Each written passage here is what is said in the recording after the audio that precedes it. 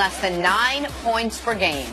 And now his dad, who said he wouldn't really speak up much once he made it to the NBA, is causing some issues again. Take a listen. Let him play the whole fourth quarter, and I bet you always win.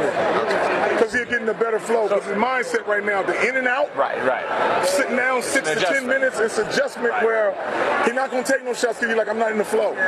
So he don't want to hurt the team by shooting. Nick, explain the face. Should the Lakers be worried at all about Lonzo Ball's effectiveness? Tell me about the fourth quarter.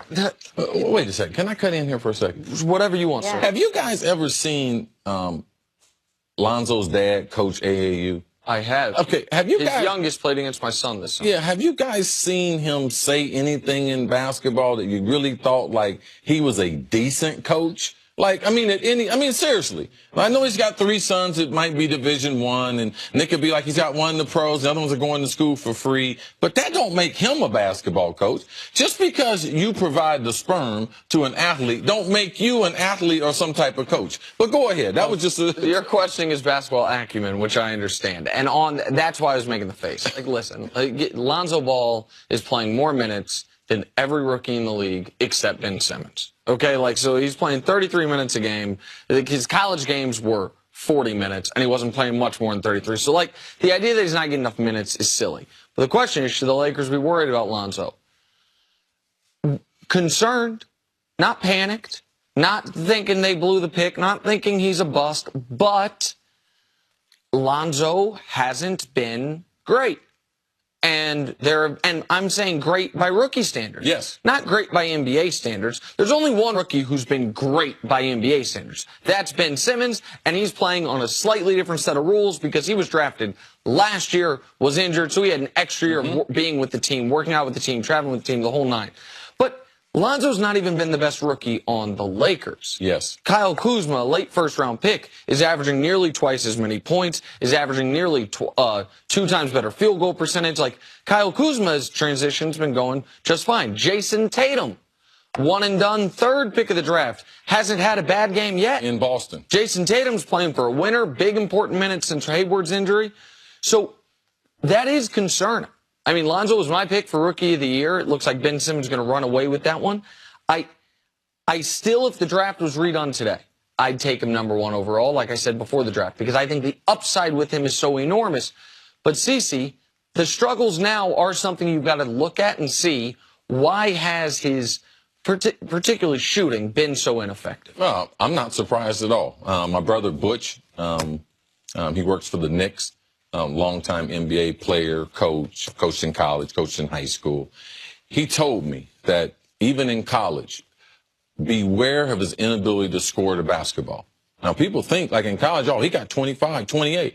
No, he only averaged 14 points in college. Now, he wasn't on a stacked UCLA team.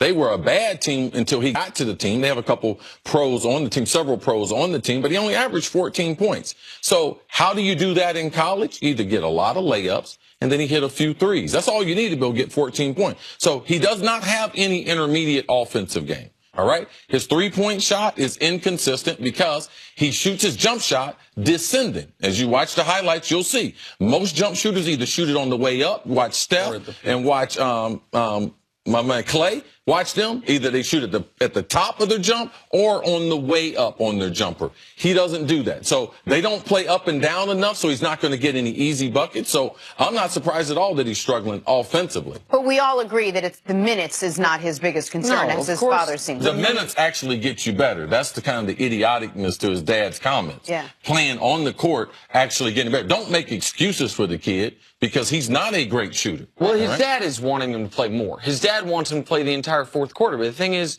that's not what happens in the NBA. Yeah, he'll end up getting injured. Well, and it's just late in the season. 33 minutes is plenty of minutes. It's just period, point blank.